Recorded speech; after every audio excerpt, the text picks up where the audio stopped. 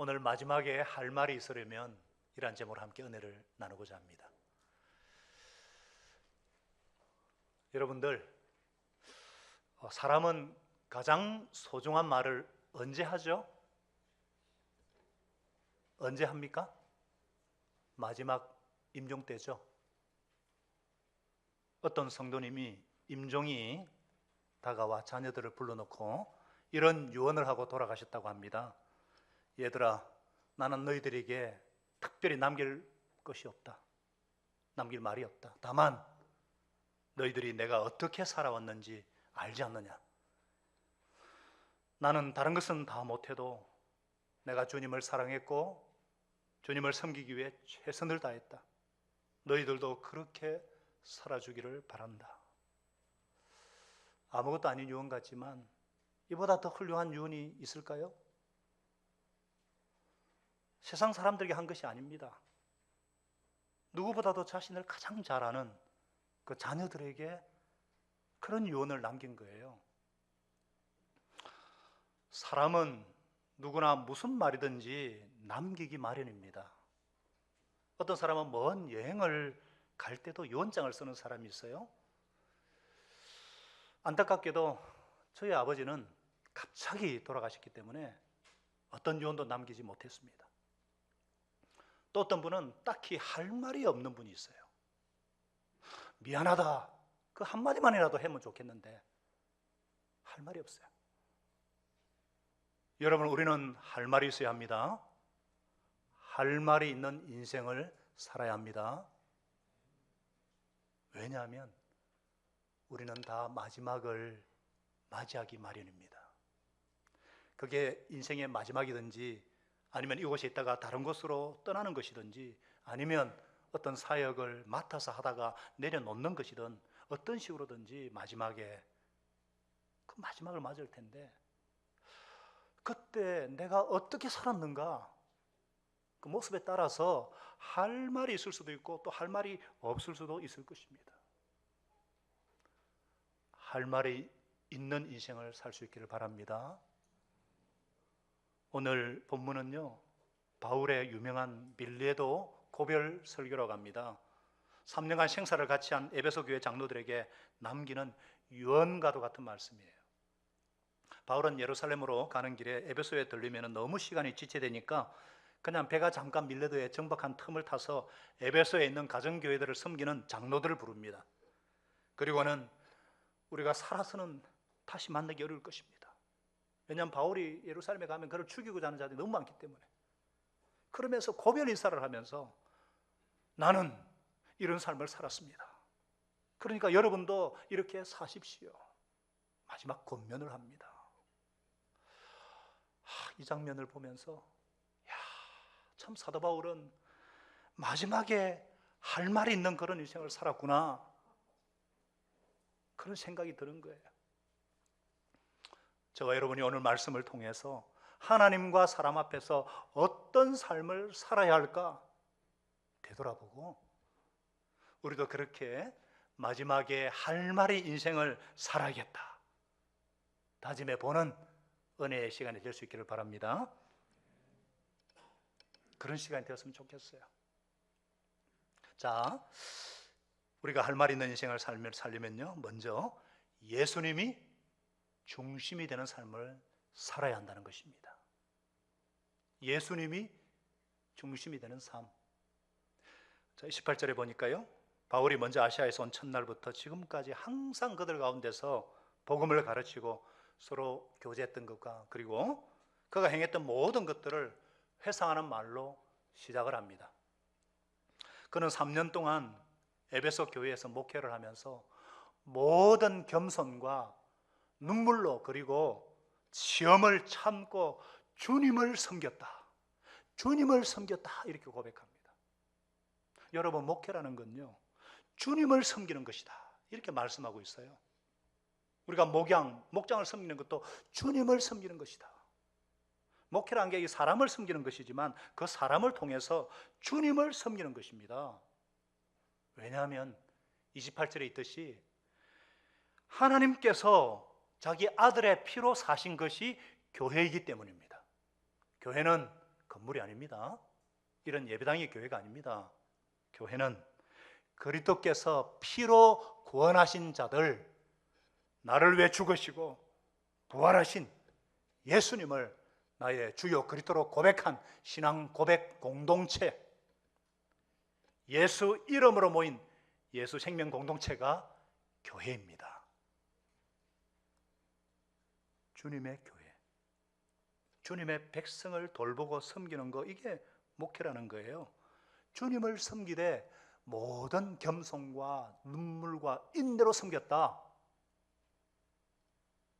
바울은 교회를 섬기고 성도를 섬기되 주님을 섬기듯이 섬겼다는 거예요. 그래서 골로새 3장 23절에도 이렇게 권면합니다. 무슨 일을 하든지 마음을 다하여 주께 하듯 하고 사람에게 하듯 하지 말라. 주께 하듯이, 주님을 섬기듯이. 여러분, 이것만 되면은 모든 게 그냥 다 쉽게 풀릴 것 같아요. 정말 이렇게 주님을 대하듯이 하는 거, 이게 섬긴다는 것의 진짜 의미입니다. 성경이 선생님이, 교사가 학생을 대하는 거, 아버지가 자녀를 대하는 거, 위정자들이 국민을 대하는 거, 성도들끼리, 지체들끼리 주님을 대하듯이 그렇게 섬기면 어떤 문제도 쉽게 해결되지 않겠습니까?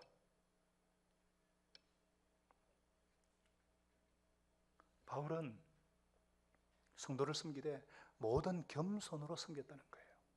한두 가지 겸손이 아니라 모든 겸손, 굉장한 겸손이라는 거예요. 그는 인간적인 힘과 어떤 지식과 어떤 방법으로 교회를 섬기지 않았다는 거예요. 내 생각, 내 주장, 내 방법으로 밀고 나가면 겸손할 수가 없습니다. 겸손하게 섬기기 위해서는 내 자신을 생각하지 않아야 되고, 자기를 부인하고 심지어 자기가 죽어야 합니다. 그래서 예수님께서도 아무든 나를 따라오거든 자기를 부인하고 날마다 자기 십자가를 지고 나를 쫓을 것이니라, 이렇게 말씀하셨잖아요. 우리가 주님을 섬기지 않는 것도 아니고, 주님을 위해서 또 교회를 사랑하지 않는 것도 아니고, 주님을 위해서 일하지 않는 것도 아닙니다. 그러나 일하면서도 내 속에 갈등이 있고 남에게 상처를 주고 뭔가 분란을 일으킨다는 거, 이거는 겸손하지 않기 때문이에요. 내 것을 주장하고 막 내 생각과 내 방법으로 자꾸 밀고 나가려고 하고 자꾸 설득하려고 하기 때문에 이 문제가 생깁니다. 겸손은 예수님을 생각하는 것입니다. 겸손은 예수님을 생각하는 것입니다. 겸손은 예수님을 생각하는 것입니다. 주님은 이런 경우에 어떻게 하셨을까? 주님이라면 이런 경우에 어떻게 행동하셨을까? 주님의 생각과 주님의 방법을 찾고 예수님의 마음으로 행하는 것, 이게 겸손입니다. 왜냐하면 예수님이 모든 겸손의 본체이시기 때문입니다. 나는 마음이 온유하고 겸손하니 누구든지 내 멍에를 메고 내게서 배우라. 그래야만 너희 마음이 쉼 얻을 것이다. 본성적으로, 본질적으로 교만한 저와 여러분이 어떻게 겸손을 배울 수가 있겠어요? 예수님만 생각하고 예수님만 바라보고 우리 주님의 뜻만을 앞세우면 그것이 겸손이 되는 것입니다. 이 바울은요, 늘 이 종의 자세, 예수님의 종이라는 자세로 그렇게 살았어요. 언제든지 자기를 소개할 때 예수 그리스도의 종 바울은 이렇게 소개를 하잖아요. 여러분, 우리도 종입니다. 우리가 종이에요. 예수님의 종이에요. 종이 무슨 할 말이 있어요? 종이 무슨 감정이 있나요? 뭐 시킨 대로 하는 게 종이잖아요. 진짜 겸손이란 나를 내려놓고 예수님만을 높이고 예수님만을 온전히 신뢰하는 태도. 실력은 한없이 쌓되 태도는 한없이 낮추는 것. 예수님이 그런 분이시잖아요. 하나님의 본체시지만 최고로 높으시고 실력 있는 분이시지만 가장 낮은 모습으로, 이게 겸손. 이렇게 모든 면에서 겸손으로 주님을 섬겼다. 대단하지 않습니까? 또 그는 눈물로 섬겼다는 거예요. 여러분, 눈물은 언제 언제 나죠? 눈물? 이 사람이요, 머리로 이렇게 이해하려고 그러면 눈물이 나지 않습니다. 가슴으로, 눈물은 가슴으로 이해할 때 나오죠. 그런데 여기서 말하는 눈물은요, 생리적인 그런 눈물이 아니죠. 뭐 우리가 아파도 눈물이 나고요, 고통스럽고 억울해도 막 우는 사람 있어요? 여러분, 악어 눈물이라는 말 들어보셨어요? 거짓 눈물? 악어는요, 먹이를 잡아 먹으면서 이렇게 눈물샘을 이렇게 입을 너무 크게 벌리니까 눈물샘이 자극이 되어 눈물을 흘리는 거예요. 먹이를 잡아 먹으면서 흘리는 거, 이거 악어 눈물, 거짓 눈물. 자, 감정 잡으세요. 딱 연기자에게 그런 말하면 눈물이 막 금방, 연기자는 쭉 나오잖아요. 툭. 그런 눈물이 아니라 가슴이 먹먹해서, 가슴이 먹먹해서 그 영만 생각하면 눈물이 나는 거예요. 사랑하면 눈물이 나요. 불쌍히 여기면 눈물이 나요. 예수님만 생각하면 눈물이 나는 거예요. 주님의 마음으로 섬기다 보면 어떤 때는 속이 상하고 자존심도 상하고 고통스럽고 분하고 오해가 있고 억울하고 견딜 수 없는 일들이 너무너무 많아요. 그렇다고 때려치우고 도망도 못 가요. 거부할 수도 없어요. 반항할 수도 없어요. 그냥 눈물만 흘릴 뿐이에요. 그냥 눈물만 흘릴 뿐이에요. 자식들 생각하면 그냥 눈물만 흘리잖아요. 이렇게 영혼들 생각하면서 눈물만 흘렸다는 거예요. 이렇게 눈물로 바울은 목회했다는 거예요. 그리고 인내하면서 섬겼다는 거예요. 인내. 어떤 그런 시험도 참고. 여러분, 인내라는 거 생명의 삶 10주차에 나오잖아요. 공부하신 분들 알잖아요. 인내라는 게 뭐냐면은 육체적, 정신적 스트레스를 주는 이 모든 시험 밑에 그냥 거하는 거예요. 그 밑에 오래 참는 거예요. 어떤 시련, 어떤 스트레스를 주다가 그 밑에 오래 참는 거. 오래 참는 게 있는 거예요. 사랑은 오래 참고 그랬어요. 오래 참을 때 사람을 얻습니다. 이런 시련과 이런 환난이 인내를 낳고, 인내는 연단을 낳고, 연단은 소망을 이룬 줄 알기 때문에 바울은 그렇게 참고 또 참았다는 거예요. 겸손, 또 겸손이라는 거예요. 눈물, 또 눈물이라는 거예요. 그렇게 주님을 섬기고, 그렇게 영혼들을 섬기고, 주님의 피로 사신 교회를 섬겼다, 목회했다.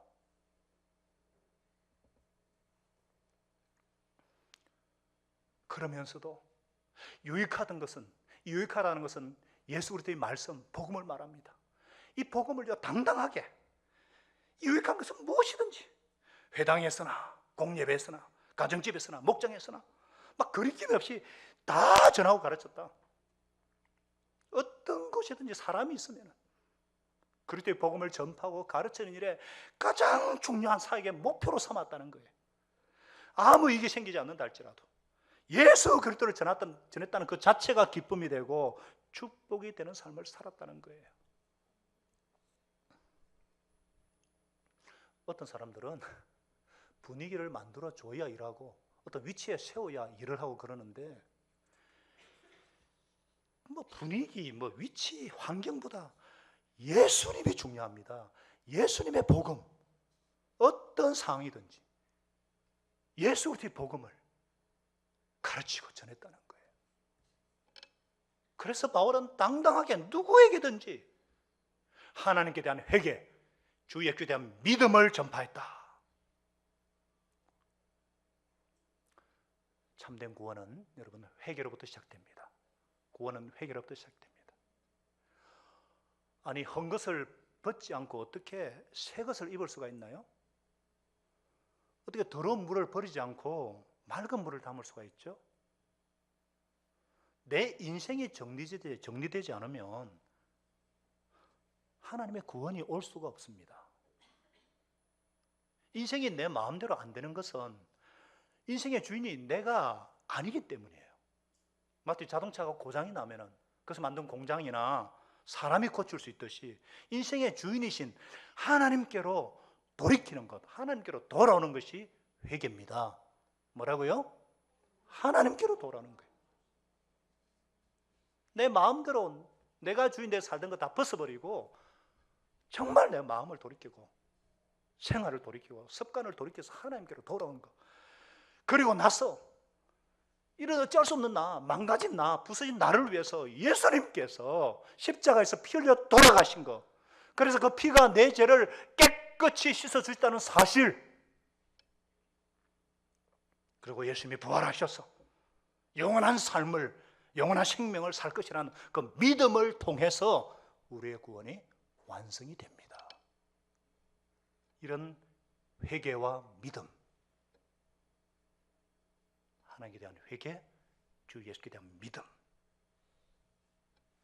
이 구원의 복음을 언제든지 전파하고 가르쳤다. 저와 여러분이 이 구원의 복음, 이 생명의 복음을 깊이 영접하고 뿐만 아니라 가방끈이 뭐 좀 긴 사람이든지 짧은 사람이든지 막노동 현장에서 일하는 사람이든지 사무실에서 일하는 사람이든지 학생이든지 주부든지 교회에서든 가정에서든 하나님께 대한 회개와 주 예수께 대한 믿음을 힘써 배우고 전할 수 있기를 바랍니다. 예수님의 마음으로, 이 예수의 심장으로, 이 생명의 복음을 전한 바울처럼 집에서나 삶의 현장에서나 거리낌 없이 담대하게 복음을 전하는 저와 여러분 될 수 있기를 바랍니다. 그래서 마지막 때에, 마지막 날에 언제 하나님 앞에 설지 모르는데 내가 주님을 사랑했고 사람들을 사랑했고 복음을 전했노라. 예수님이 내 삶의 이유고 전부였다. 당당하게 할 말이 있는 인생이 되기를 축복합니다. 마지막에 할 말이 있으려면 부름받은 삶을 살아야 된다는 거예요. 부름받은 삶. 유명한 사회학자 에릭 프롬이라는 사람이 있습니다. 이분이 소유냐 존재냐라는 아주 위대한 훌륭한 책을 썼는데요, 그는 거기에서 사람의 가치는 소유의 양식에 있지 않고 존재의 양식에 있다 이렇게 말했어요. 소유의 양식이란 무엇을 가진 것에 가치를 두고 살아가는 거, 내가 얼마를 가졌느냐, 내가 모닝을 타고 다니는가, 그랜저를 타고 다니는가, 13평에 사는가, 45평에 사는가, 그런 것에 가치를 부여하는 것이라는 거예요. 근데 에릭 프롬은요, 그 같은 사람을 사람이라고 하지 않고 동물적인 사람이다 이렇게 분류를 했어요. 반면에 존재의 양식을 가지고 살아가는 사람은 사명을 중요하게 여기는 사람, 목적이 중요하다는 거예요. 사람의 가치는 무엇을 바라보고 사는가, 무엇을 지향하고 사는가, 거기에 달려있다고 말합니다. 이를 기초로 아주 훌륭한 기독교 저술가고 목회자인 고던 맥도날드는 인간을 세 종류의 인간으로 나누었어요. 끌려다니는 사람, 쫓겨다니는 사람, 부름받은 사람. 자, 끌려다니는 사람. 이 끌려다니는 사람 어떤 사람이냐? 말 그대로 자기가 주인이 아니에요. 마치 그 부평초 물길에 이렇게 띄운 종이배처럼요, 물길 따라 그냥 끌려다녀요. 돈에 끌려다니고 명예에 끌려다니고 시간에 끌려다니고 쾌락에 끌려다닙니다. 참으로 불쌍한 사람, 제일 불쌍한 사람, 끌려다니는 사람.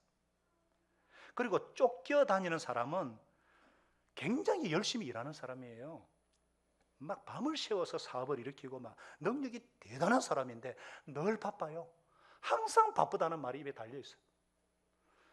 뭔가 뭐 자기가 원해서라기보다도 그냥 막 하지 않으면 안 되니까 하루 24시간 일에 쫓긴 후에 막 지쳐가 집에 와서 그냥 막 들어와 잡니다. 그리고는 내가 너희들 때문에 이렇게 열심히 일하고 돈을 벌어왔는데 이놈들이 그것도 몰라주고 막 섭섭해하고요.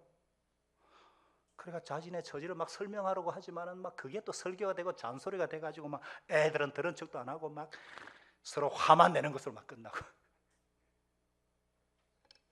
오늘은 함께 해야지. 그래가 일찍 들어와가지고 스마트폰이나 뒤적이고 부부간에도 밥 먹었나? 아는 자자. 몇 마디만 주고받는 거예요. 끝나는 거예요. 이런 사람은 예배를 드려도 쫓겨서 드리기 때문에 시계를 자주 봅니다. 3분만 늦으면 막 화를 내고요. 축도가 끝나기 무섭게 그냥 나가버려요. 부름받은 삶은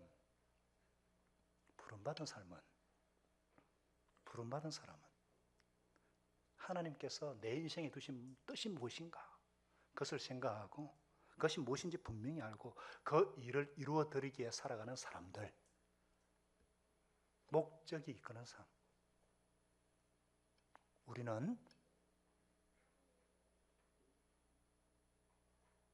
에베소서 2장 10절에 우리가 분명히 말하고 있죠. 우리는 하나님께서 만드신 걸작품이다. 이것은 그리스도 예수 안에서 창세전부터 이미 예정하신 것이고 때가 되어 그리스도 안에서 우리로 그 선한 일을 하도록 지원받았다. 그렇게 부름받은 우리는 미션, 사명을 가진, 직업도 그 일을 이루기 위한, 그래서 직업 소명설 뭐 그런 말 하잖아요. 우리는요 부름받은 삶을 살아야 될 줄로 믿습니다. 뭐 환경에 지배돼 가지고 끌려다니면 살아서도 안 되고요, 일에 쫓겨서 살아도 안 되고요, 시간을 관리하고 정복하고 다스리면서 우선순위가 분명해야 됩니다. 오늘 내가 해야 될 일이 무엇인지, 올 한 해 이루어야 될 일이 무엇인지, 이달에 이루어야 될 일이 무엇인지 분명히 알고, 심지어는요 예배 시간에 이루어야 될 것이 무엇인지도 아는 사람들이에요. 예배 하나 드려도 하나님 앞에 살아있는 예배를 드리고, 예배가 끝난 후에도 목장 식구들을 돌보고 성도의 교제를 누리고 막 선한 일에 힘쓰는 사람입니다. 그렇게 예배를 통해서 생명을 덧입고 은혜를 덧입고 또 일주일 동안 열심히 삶의 현장, 일터 현장에서 최선을 다하는, 이게 부름받은 삶이죠. 자, 바울이 어떻게 고백합니까? 24절 우리 한번 다 같이 큰 소리 한번 읽어볼까요? 24절입니다. 시작. 내가 달려갈 길과 주 예수께 받은 사명 곧 하나님의 은혜의 복음을 증언하려 이를 마치려 하면은 내 생명조차도 조금도 귀한 것으로 여기지 아니하노라. 어때요? 뭔가 비장함이 느껴지십니까? 아니면은 흔들리지 않는 삶의 당당함, 자신감이 느껴지십니까? 여러분이 달려갈 길, 여러분의 인생의 목적은 어디에 있습니까? 인생의 방향이 무엇인지요? 도대체 우리가 예수 믿는다는 거, 이게 무슨 뜻인가요? 무엇이 일을 만들어냅니까? 여러분, 이 마음이 굉장히 중요하거든요. 내가 어떤 삶을 살 것인가? 결단과 결정은 내가 하는 것입니다. 바울은 우리 사도행전 8장에 나오지만은 스데반을 돌로 쳐 죽이는데 앞장섰던 사람이잖아요. 하나님 편에 서면 하나님의 원수고 교회를 핍박하고 포행하는 자라, 정말 능지처참해도 시원찮은 죄인인데, 이런 인생을 정오의 태양빛보다 더 밝은 빛으로 부활 생명으로 찾아오신 예수님, 십자가의 정인으로 세워주신 예수님의 은혜, 그 은혜의 복음, 그 생명의 복음, 이 은혜에 빚진 자 돼가지고 땅끝까지 전하고자 하는 그 마음, 그것이 바로 내가 받은 사명, 내가 달려가야 될 길이라는 것입니다. 그래서 주와 복음을 위해서라면 어떤 직장도, 어떤 직업도, 내 인생도, 내 청춘도, 나의 결혼도, 내 자신도, 심지어 내 목숨조차 중요하게 여기지 않겠다. 복음을 위해서라면 죽겠다. 뭐 이런 고백이지 않습니까? 목에 칼이 들어와도, 지금 막 결박과 환란이 기다린다던데도 나는 그 길을 가겠다. 이거는 비장함이 아니라 이런 당당함이고 자신감이에요. 하나님께서 주시는. 이것이 마음에 안 와닿지 않는 분을 위해서 어떤 우리 교회 목자님의 고백을 들려드릴게요. 이번 주 목자방에 올라온 글 중에 하나인데요, 한번 들어보셔요. 이제 주님께서 제게 주신 길을 걸은 지 30년이 다 되어가네요. 캠퍼스 시절 주님의 지상 명령, 모든 민족으로 제자 삼으라. 성령이 임하면 권능을 받고 땅끝까지 내 정인이 될 것이다. 이 명령을 내 인생의 목적으로 삼고 부산과 한국은 경한 일이요 세계를 품고 기도했죠. 사도행전 설교를 들으면서 다시 한번 이 지상 명령이 12사도나 사도 바울에게만 주신 것이 아니라 주를 믿는 우리 모두에게 주신 절대 명령이요 절대 사명임을 다시금 재천명하게 됩니다. 신명나게 정신없이 사역할 때가 지나고 때로는 고전하고 때로는 힘들 때가 있고 불평이 터져 나올 때도 있습니다. 자유롭게 매일 것이 없이 그렇게 살려고 했는데 이 나이에 무슨 고생이고. 그러나 다시 생각해 봅니다. 힘든 줄 알면서 내가 왜 이 길에 서 있는가?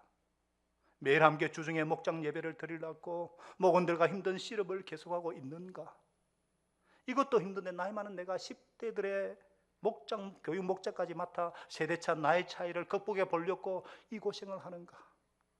일반인 전도와 아파트 전도를 위해 고심하며 그들과 교제하고 사귀어 보려고 이 어색함과 이 뻘쭘함을 감수하며 노력하고 있는가? 나는 진정 어디로 가고 있는가? 나의 길은 어딘가? 나의 창조주시고 구원자시고 내 인생의 주인 되신 주님의 지상명령은 내 삶의 빛이고 방향이고 삶의 이유임을 확신시켜 주십니다. 주님의 진리가 나를 담대하게 하고 강건하게 하고 자유케 하십니다. 흔들림이 없이 이 길에 서 있게 하시고 헤쳐나가게 하십니다. 문제는 순종이요 충성이라 하십니다. 잘하려고 하고 결과를 생각하니 스스로 무거운 부담을 지는 것이지만 주님의 멍에는 원래가 쉽고 가볍다 하셨고 주님과의 관계 속에서 자세를 보신다고 하십니다. 잘하였다 착하고 충성된 종아, 네가 작은 일에 충성하였으며 많은 것으로 너에게 맡기니 주인의 즐거움에 참여할지어다. 이 주님의 칭찬과 인정을 바라보고 오늘도 사랑과 순종과 충성은 힘든 속에서 또 날마다의 삶 속에서 키워지고 깊어져 가는 것 같습니다. 우리 일평생 주님께 변함없이 순종하는 삶이 되기를 기도해 봅니다. 아멘이시죠? 은혜가 되시죠? 목자방에 이번 주 올라온 결의였는데 참 여러분, 일이라는 게 일이야 뭐 될 수도 있고 안 될 수도 있습니다. 하다가 못할 수도 있어요. 일 자체가 목표가 아니라 예수님을 배우는 거, 예수님의 마음을 갖는 것이 우리의 목표인 줄 믿습니다. 주 예수님께로부터 받은 사명, 이 부름받은 그 일을 이루어내는 것이 저와 여러분이 달려가야 할 길인 줄 믿습니다. 참, 우리 최낙찬 집사님 기도했듯이 어느새 3월이에요. 새해가 시작된 거 그제 같고 세겹절 특별 새벽 기도한 것이 그제 같은데 정말 세월 빠릅니다. 한 번뿐인 인생 순식간에 눈 깜빡할 사이에 지나갑니다. 그러나 하나님과 복음만은, 하나님의 말씀은 영원 무궁하리라. 하나님의 말씀만이 영원하고 주님을 섬기고 사랑한 것, 많은 사람을 옳은 대로 돌아오게 한 것만이 궁창의 별과 같이 영원토록 비칠 것이다. 이렇게 분명히 우리 하나님께서 말씀하고 있습니다. 저와 여러분이 영원한 것을 위해서 부름받은 삶을 살아가시기를 주님의 이름으로 축복합니다. 끝으로 마지막에 우리가 할 말이 있는 인생을 살려면 온전한 삶을 살고자 애를 쓴다는 거예요. 애를 써야 된다는 거예요. 여러분, 이 온전함이라는 게 참 뭐 표현이 잘 전달될지 모르겠지만 영어가 인테그리티라고 그러거든요. 인테그리티. 이거는 성실함, 진실함, 변함없는 신실성 뭐 이런 게 다 들어있는 단어예요. 그런 온전한 삶을 살고자 애를 쓸 때에 마지막에 할 말이 있는 인생이 된다는 거예요. 26절 7절에 보니까 그러므로 오늘 여러분에게 정언하였거니와 모든 사람의 피에 대해서 내가 깨끗하니 이는 내가 꺼리지 않고 하나님의 뜻을 다 여러분에게 전하였습니다. 이거 보통 일이 아닙니다. 자기가 만났던 사람들에게 꺼리지 않고 전 복음, 전체 복음이에요. 창조, 타락, 구원, 십자가, 부활, 성전, 재림 전 복음을 다 전했다는 겁니다. 자기가 만난 사람들 중에 예수에 대해서 듣지 못한 사람이 없도록 다 전했다는 거예요. 그래서 그 피값에 대해서 나는 깨끗하다. 믿고 안 믿고는 그 사람 문제라는 것입니다. 그러나 내가 만나는 사람에게 복음을 전하지 않으면 그 피값을 하나님이 우리에게 묻는다는 거예요. 에스겔서에 있는 그 말씀을 가지고 바울이 인용한 것입니다. 저와 여러분은 우리 가정의 피에 대해서 깨끗하십니까? 목장 식구의 피에 대해서, 내가 만나는 사람들의 피에 대해서 깨끗하다고 말할 수 있겠습니까? 31절 보세요. 내가 3년이나 밤낮 쉬지 않고 눈물로 각 사람을 훈계하던 것을 기억하라. 밤낮 쉬지 않고 한 사람 한 사람을 붙잡고 하나님 앞에 올바로 서도록 그렇게 훈계했다는 거예요. 어떨 때는 눈물이 쏙 빠질 정도로 막 책망도 하기도 하고 위로하기도 하고 싸매주기도 하고 격려도 하고 변함없는 신실함으로 최선을 다하는 삶을 살았다는 거예요. 가장 먼저 모임에 나와서 성경 교재도 준비하고 예배의 자리에는 빠지지 않고 때로는 밥을 굶어가면서 자기 유익도 포기하면서 너희를 세우기 위해서 몸부림을 쳤다는 것을 기억하라.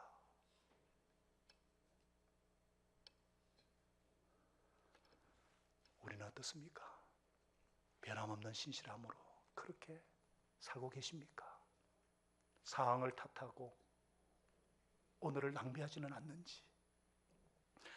하나님은 언제나 자신이 처한 위치와 환경에서 묵묵히 자리를 지키며 최선을 다하는 자를 들어 쓰십니다.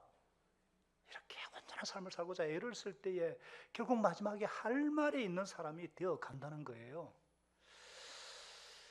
그렇다면 저와 여러분은 어떻게 하면 이렇게 살 수 있을까? 한번 따라하겠습니다. 시선을 의식하는 삶을 살아야 된다. 그러니까 시선을 의식하면서 나를 지켜야 된다는 거예요. 뭐냐면은 먼저 하나님의 시선을, 이렇게 하나님의 시선을 의식하면서 살아야 된다는 거예요. 하나님께서, 바울은 늘 하나님과 성령님 앞에 이렇게 고백하잖아요. 하나님이 정인될 정도로 하나님께서 내 일거수일투족을 지금 지켜보고 계신다. 그렇다면 내가 지금 이 순간에 하나님 앞에 설 때에 자랑스러울 것인가 아니면 부끄러울 것인가 늘 생각하며 살아야 된다는 거예요. 다윗도요 시편 26편 2절에 이렇게 고백했습니다. 여호와여 나를 살피시고 나를 시험하셔가지고 내 뜻과 내 양심을 단련하여 주옵소서. 나를 샅샅이 살펴보셔서 내 속 깊은 곳과 마음을 달고 달라는 거예요. 하나님의 시선을 늘 생각하고, 또 하나는 다른 사람의 시선을 의식하는 것입니다. 여러분 오늘날 이 문제가 뭐냐? 오늘날 이 문제가요, 우리가 너무 이상할 정도로 사람들의 시선을 의식하지 않는다는 데 있는 것 같아요. 한번 가만히 한번 보셔요. 지금 탄핵 전국입니다마는 결국은 뭡니까? 사람의 눈만 쏘이면 된다, 법망만 피하면 된다, 지금 이거 아니에요? 안 그래요? 또 개각이 되면요, 개각이 될 때마다 끈질기게 따라다니는 게 뭡니까? 자녀를 군대 보내지 않기 위해서 어떤 부정적인 방법을 썼다거나 재산을 부당한 방법으로 취득했다는 거잖아요. 그런데 참 답답한 게, 아니 그 위치에 그 자리에 좀 되면은 내가 반드시 검증받을 것이다, 왜 그것을 생각하지 않나 모르겠어요.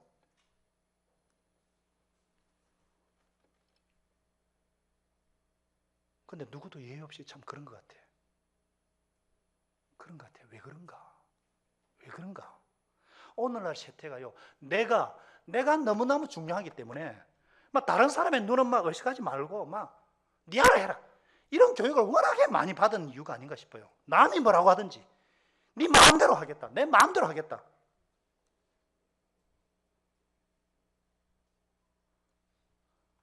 그런데 성경은 하나님의 불꽃 같은 눈으로 보고 계시고 사람의 눈을 의식하면서 살아야 된다, 이렇게 말씀하고 있어요. 바울이 있잖아요. 어떻게 했습니까? 고린도서 11장 1절에 보면 내가 그리스도를 본받는 사람이 된 것이 너희는 나를 본받는 사람이 되라. 이 뭐예요? 나를 똑바로 봐라 이 말이에요. 내가 어떻게 살았는지 너희들이 알지 않느냐? 내가 어떻게 살았는지. 수요 예배 때 좀 더 얘기하겠습니다만 일전 한 푼도 하나님 앞에서 정직하게 했다는 거예요. 변함없는 신실함으로 주님과 양들 숨겼다는 것. 바울은 끊임없이 하나님과 공동체의 눈을 의식하면서 너희들이 보고 있지 않았느냐, 그렇게 살았다는 얘기잖아요. 아멘이십니까? 그래서 우리는 이 두 가지 시선, 하나님이 내 일거수일투족을 보고 계시고 누군가 나를 지켜보고 있다, 그럴지도 모른다, 이 사람들의 시선을 좀 의식하고 살았으면 좋겠습니다. 그러면서 이 일을 처리하는 과정에 있어서 누가 보면 어떨까, 나중에 누가 알지 않을까, 좀 생각해보고 내 삶에 어떤 그런 신실하지 못한 부분에 대해서는 자꾸 걷어내는 작업을 계속해서 온전한 삶을 사시는, 그래서 마지막에 할 말이 있는 그런 저와 여러분의 삶이 되시기를 예수님의 이름으로 축원합니다. 기도하십시다. 우리 하나님 앞에